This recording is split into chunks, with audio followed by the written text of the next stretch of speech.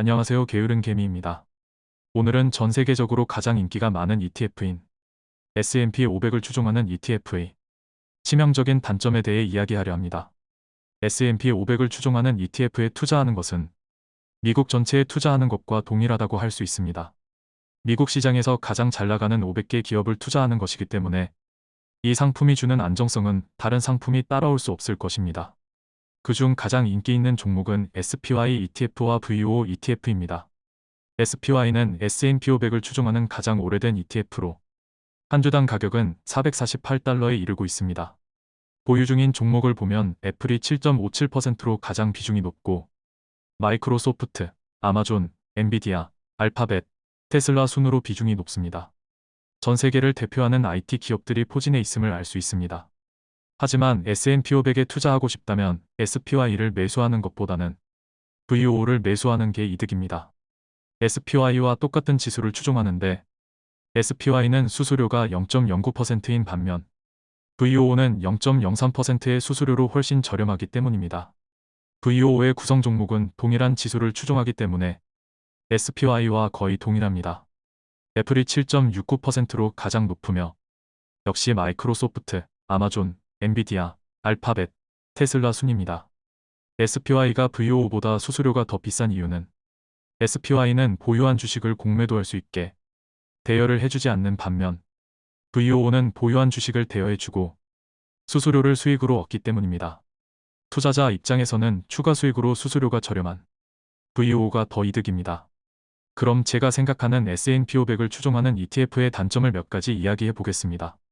한때 우리나라를 떠들썩하게 했던 주가 조작 사건을 모두들 잘 알고 계실 것입니다. 그중 한 종목이었던 삼천리의 주가 차트입니다. 7만원대였던 주가가 단기간에 50만원대까지 급등하였다가 10만원대로 폭락하면서 뒤늦게 매수한 많은 투자자들은 큰 손실을 입었습니다. 만약 여러분들이 삼천리 주식을 보유 중이라면 삼천리 주가가 50만원까지 올랐을 때 여러분들은 추가 매수를 하시겠습니까? 아니면 매도를 하시겠습니까? 여러분들이 가치 투자자가 아니더라도 대부분은 회사의 가치보다 훨씬 높은 가격에 거래가 된다면 매수보다는 매도로 수익 실현을 할 것입니다. 하지만 지수를 추종하는 ETF는 반대로 매수를 하게 됩니다. 주가가 올라 시가총액이 커지면 패시브 자금은 이 주식을 더 매수하는 것입니다. 애플이 지금까지 지속적으로 주가가 상승을 할 수 있었던 이유를 저는 세 가지로 보고 있습니다. 첫 번째는 적극적인 자사주 매입 덕분이고, 두 번째는 워렌 버핏의 지속적인 매입 덕분이며, 세 번째는 바로 애플의 주가가 올라 시가총액이 커지면서 이에 따른 패시브 자금이 유입되었기 때문입니다. 애플은 지속적으로 성장해온 위대한 기업이지만 예상되는 성장 속도보다 더 가파르게 주가가 상승해온 기업입니다. 지금 애플은 PBR이 무려 46배에 PER이 30배로 현재는 가치 투자하기에 좋은 종목은 아니라고 생각합니다. 이처럼 S&P 500 ETF는 주가가 오를수록 비싸진 종목을 더 매수하는 경향이 있고, 이는 가치 투자자에게는 큰 단점이 아닐 수 없습니다. 그런 면에서 저는 S&P 500보다는 고배당 ETF가 낫다고 생각합니다.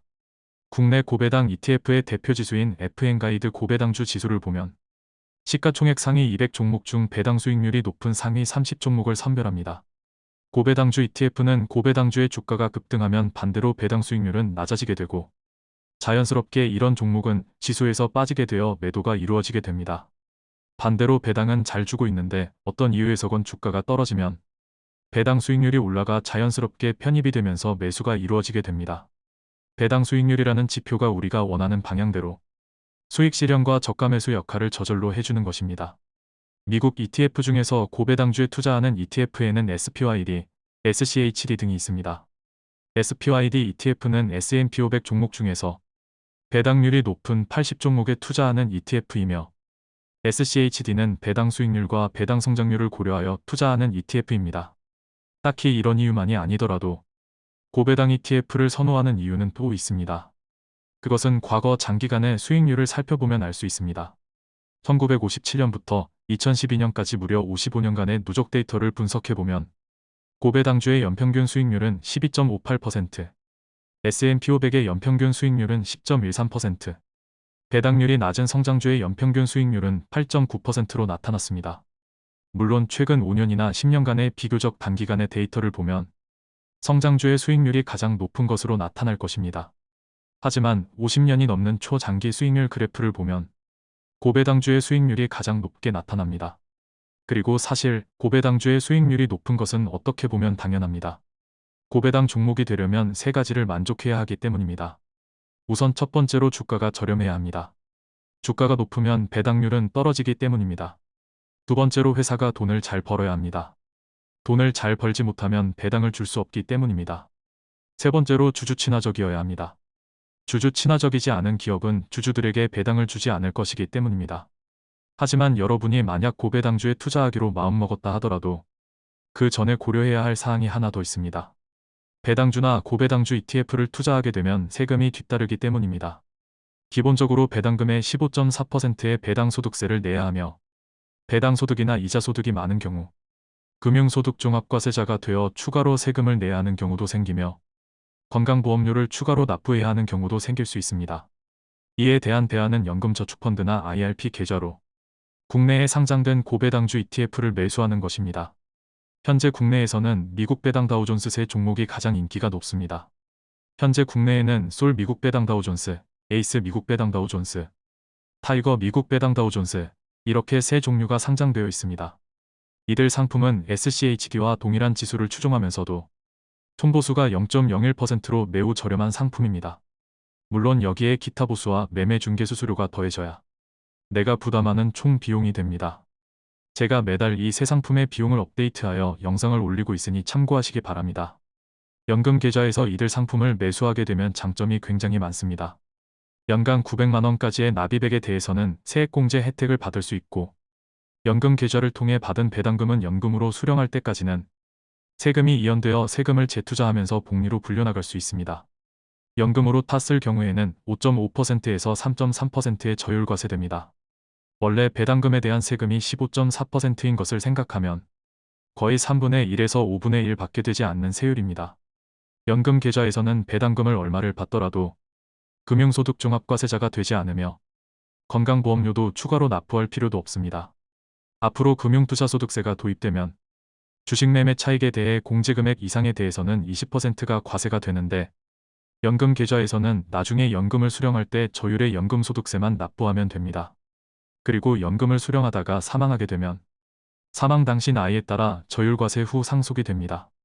이런 이유로 저도 와이프와 함께 각각 연간 납입 한도인 1,800만원씩 최대로 납입하고 있습니다.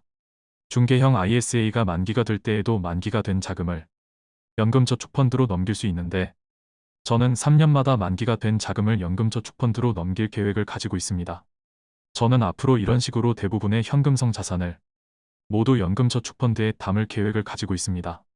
제 목표는 2030년까지 20억 원의 금융자산을 모으는 것입니다.